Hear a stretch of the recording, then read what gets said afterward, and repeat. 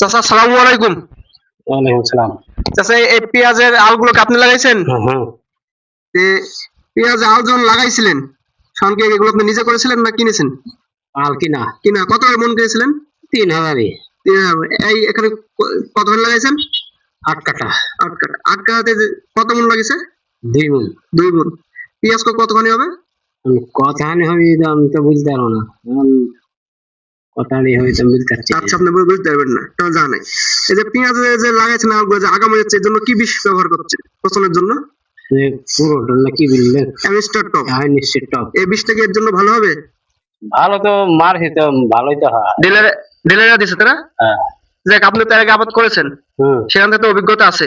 আছে, অত অভিজ্ঞতা নেই, মূর্খ মানুষ যা দেয় বললি মনে না থাকলে তখন লাই ভাই খেতে হয়। তাই? তাছাড়া কিছু মনে করা থাকে না? না।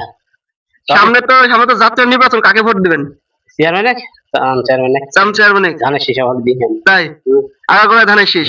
দেখ চাচা, অনেক ধন্যবাদ আপনাকে, আপনি মূল্যবান সময় দেওয়ার জন্য।